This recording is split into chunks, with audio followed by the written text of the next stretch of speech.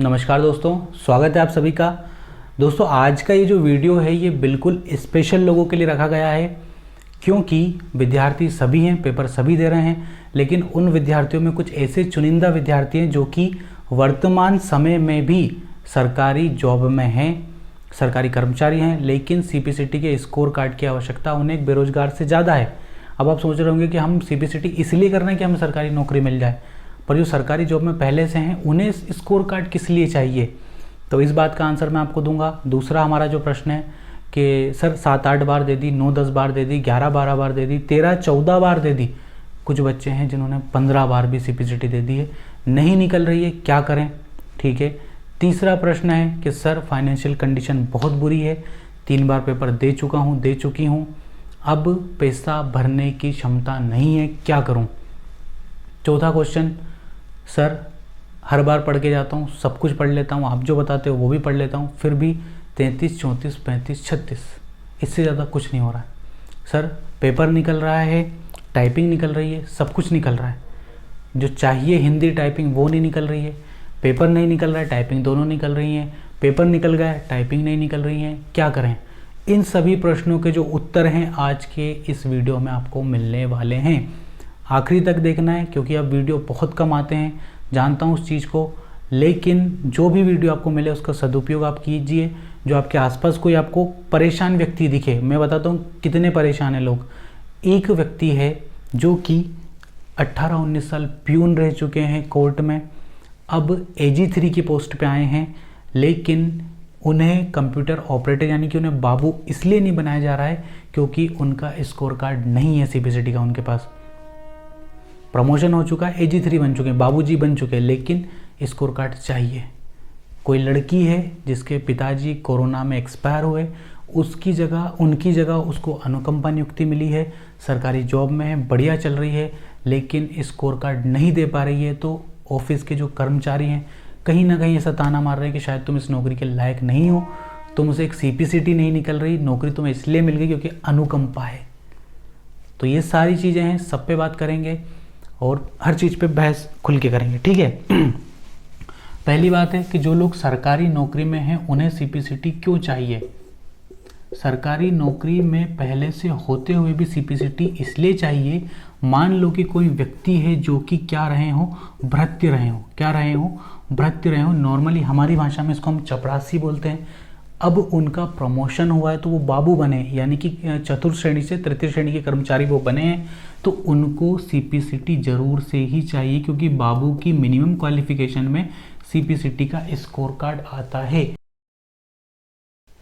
अब कुछ लोग हैं जो क्या बन चुके हैं, पटवारी बन चुके हैं, क्योंकि आपको पता है कि पटवारी जो एग्ज़ाम है इसमें पहले कभी भी स्कोर कार्ड नहीं लगता है।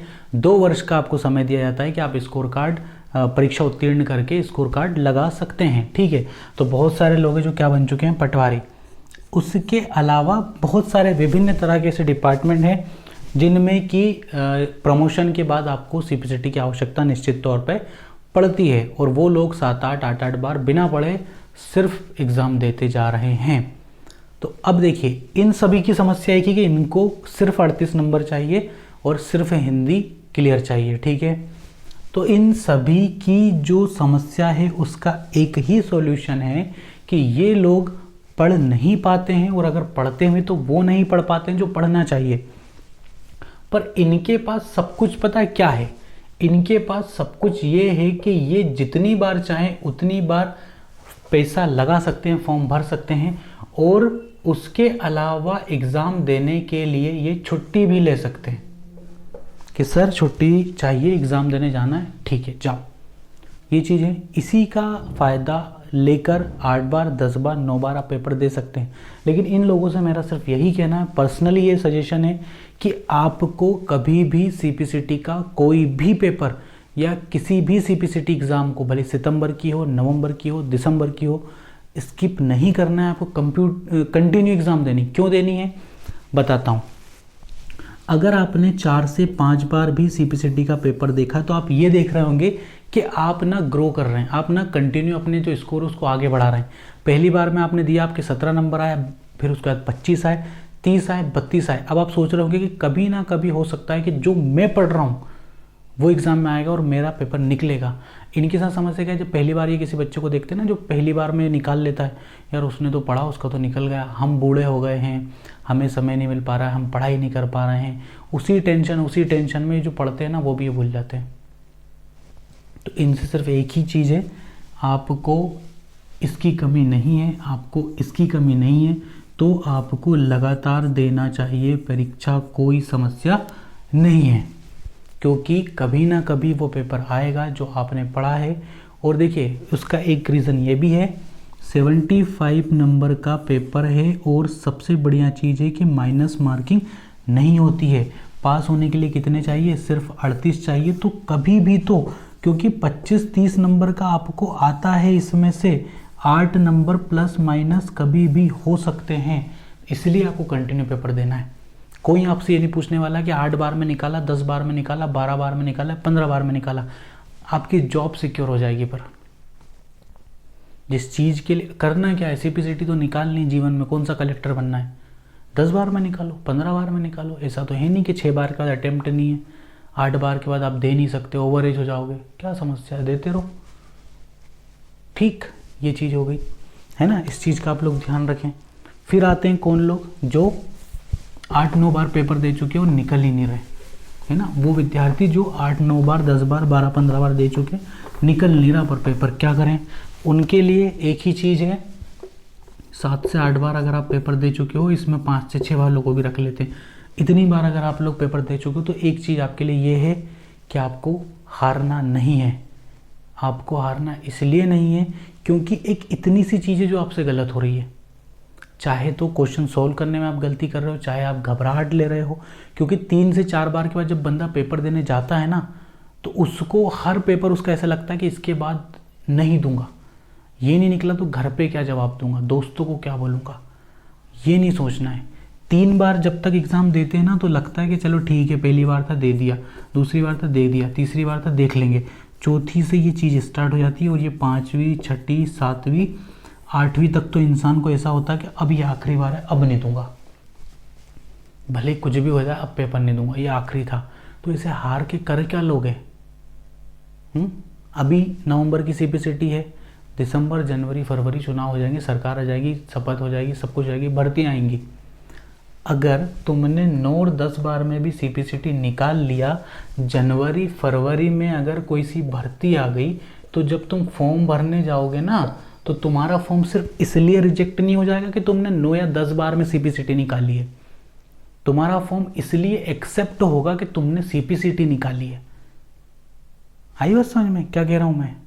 आज किसी हॉल में अगर 100 विद्यार्थी बैठकर परीक्षा की तैयारी कर रहे हैं, कंपटीशन वाली कॉम्पिटिटिव एग्जाम की तैयारी कर रहे हैं, 100 में से सिर्फ 9 तो 10 मैंने बहुत बोल दिए, 7 से 8 विद्यार्थियों के हाथ ऊपर उठेंगे जब उनसे ये पूछा जाएगा कि कौन कौन विद्यार्थी सीपीसीटी उत्तीर्ण है। हाँ ये बात है सही, सब लगे हुए हैं दौड़ने में।